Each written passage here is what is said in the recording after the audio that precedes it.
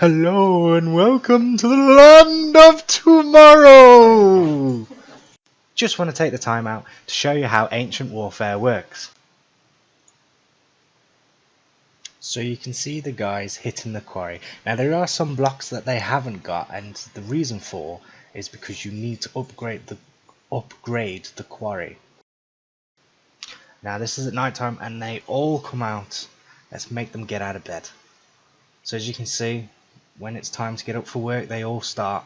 So they go home at night, they go for food, and then in the morning they start working again. So it's just like a real living world. They will carry on making whatever you've made them make. Now this is my farm. Now I made this in the last episode, but I've actually put a lot of stuff in it, like these barrels and the carrots and stuff. Down here I made it into a wine sort of restaurant, so you can have a nice little munch on fresh vegetables and stuff that you make on the farm.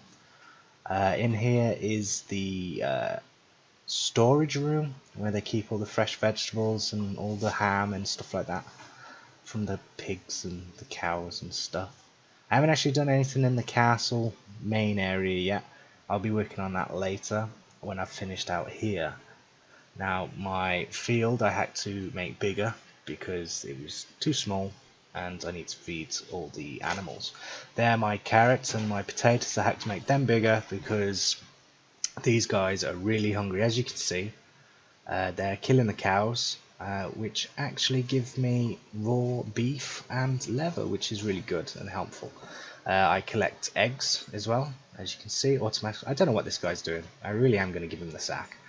So you can get back up there and get back to work and stop hiding. Now the sheep give me wool, so this is all automated. I ain't done anything, they do it for me. Now in the garden I had to change a lot of stuff, like the hedge. I had to make it to oak leaves. That is because, if you remember, I had hedge, that's what it was called, and what happens is that, look, there he goes, he climbs on it, and what it did was it killed them. It was like prickling them to death, so that was a bummer. Well, it looks like they're going for their dinner. Now there's the baker, but I'll get to that in a minute. That's where I'm going to make all the bread, but I want to show you guys that they go there, they eat, and then they come back.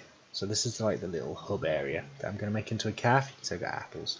Now they do die as well, as you can see. That's why I've got priests, because the priest resurrects them, which is good, but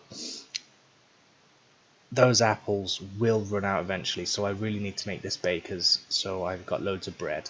This is the warehouse guy. I mean, look at all this stuff I've got.